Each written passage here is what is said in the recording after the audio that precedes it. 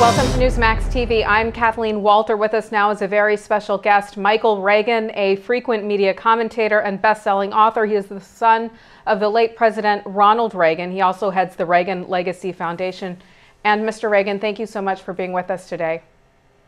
Well, thank you very much. I'm sorry it's under these circumstances. Absolutely. So we learned that Lady Thatcher passed overnight. Any personal anecdotes about your dad, former President Ronald Reagan, and Lady Thatcher? What did he say about her in private?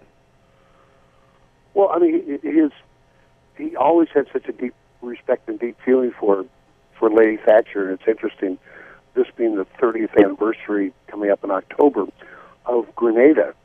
And I remember the story, in fact, my father tells it in his book, In American Life, about he really played this close to his chest. He didn't tell anybody that we were going to go into Grenada to help those medical students that were there. And he was having the members of Congress up to the White House for dinner, and that's where he was going to tell them what was going on.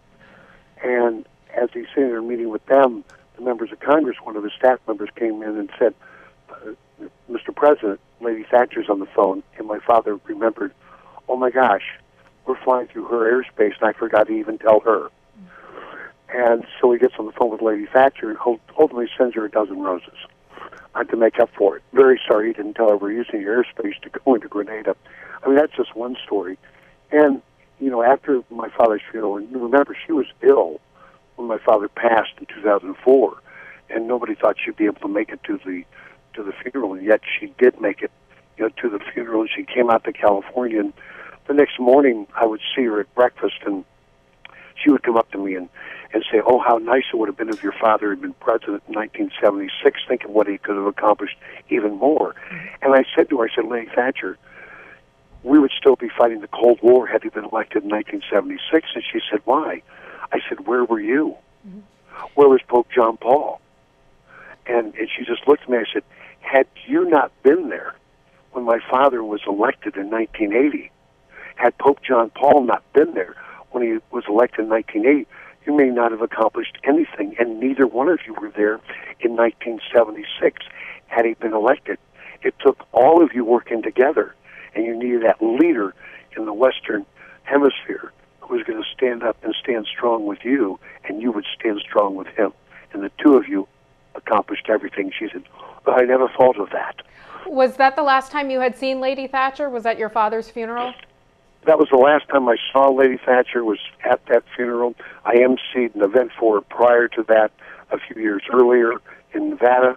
When she was here, of course, saw her at my father's birthday that was celebrated at the library a few years before that. So I would, you know, see her on many occasions prior to 2004, but 2004 was the last time. Remember, she was also ill and had dementia and some other issues also. Now, you touched on this earlier, but what role did Ronald Reagan, Margaret Thatcher, and Pope John Paul II play in overthrowing communism?